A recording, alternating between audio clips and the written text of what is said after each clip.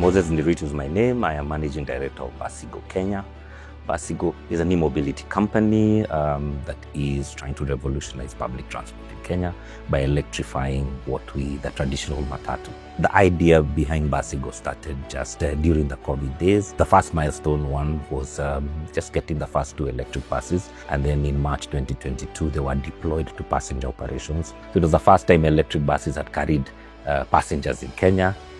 Way before even the first buses were ever imported or deployed in the country, you then start that process, trying to understand when this vehicle comes here, under what regulatory framework will it be operating? How does it work? So there is a process that you have to start engaging with government agencies and regulatory agencies. 40% of all passenger journeys in Kenya are done through matatus. Kenya sits in a very interesting position, especially from an energy point of view, where we've got quite a lot of abundant renewable energy. Over 90% of our grid is renewable. When you have 90% renewable energy and abundant energy at night, then it becomes, I would say, a match made in heaven to actually invest in this country. You are then affecting a young population that is looking at a different way of doing things, and you're looking at quite a large market that's available now and will be a growth area in the future. In BasiGo, we've got almost 150 employees. This is a company that did not exist 4 years ago. So these are 150 well-paying jobs. These are direct jobs.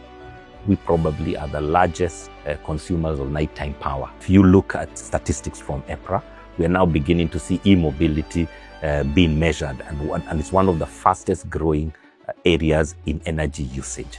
The motor vehicle industry is quite mature, and there's policies that are already there. There's already incentives for local assembly coming from KRA, going to the Ministry of Industrialization and Investment, through to Treasury. There was a lot of hand-holding. There was a lot of conversations. There was a lot of appetite to make this happen. That is what is driving new players coming into the market, finding what I would say a conducive atmosphere. The biggest win is today we have just over 100 buses on the road. Passengers love electric buses. That's why there's over 100 of them. Kenya is always the best place to try anything. The one thing that Kenya has is a population that is willing to try new technologies. Right now we have an enabling environment, abundant power, all the cogs that are required to get this industry moving are here. Kenya is the right place to be, and it's the right place to invest, and that is why we're in Kenya.